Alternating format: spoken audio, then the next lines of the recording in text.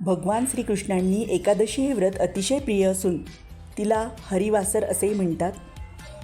उपवास म्हणजे सर्व पापापासून आणि इंद्रिय कृतीच्या कार्यापासून दूर राहणे. निश्चितच एकादशीच्या वृत्ताच्या पालनाने धर्म, अर्थ, काम, मोक्ष यांची प्राप्ती तर होतेच, परंतु त्यांच्या समवेत भगवत भक्ती देखील प्राप्त होते. भगवान श्री विष्णूच्या प्रसन्नतेसाठी एकादशी व्रताचे पालन करायस हवे.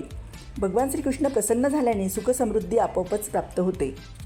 श्री तुकाराम महाराज म्हणतात, ज्याला एकादशी आवडत नाही तो जिवंतपणी नरकात राहणारी व्यक्ती आहे. ज्याला हे व्रत आवडत नाही त्याला नरक देखील घाबरते. जो एकादशी व्रताचे पालन करतो त्याला निश्चितच मोक्षप्राप्ती होते. म्हणून तुकाराम महाराज म्हणतात, गतजन्माच्या पुण्याच्या राशी गोळा केल्या आहे तोच एकादशी व्रताचे पालन करतो. जे लोक एकादशीच अन्नग्रहण करतात, भोजन करतात, ते अतिशय पतित जीव असून त्यांना अधर्मी मानले जाते. एकादशीच्या दिवशी पाप पुरुष अन्नग्रहणात वास करतो, त्यामुळे अन्नग्रहण करू नये. एका दिवशी 2 तिथी येत असल्याने वैष्णव त्या दिवशीचे व्रत अथवा उत्सव दुसऱ्या दिवशी करतात. त्यामुळे आपण स्मार्त आणि भागवत अशा 2 एकादशी दिनदर्शिकेप्रमाणे पाहतो.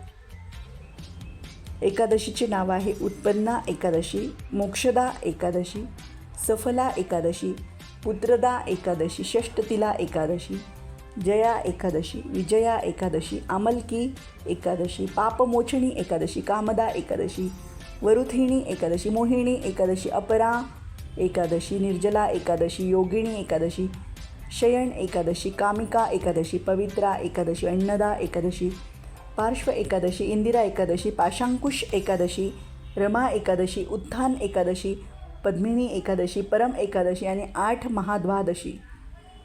ज्यांना स्वतःचे हित करून घ्यायचे आहे त्यांनी पुढील दिवशी अन्नाचा त्याग करायचा.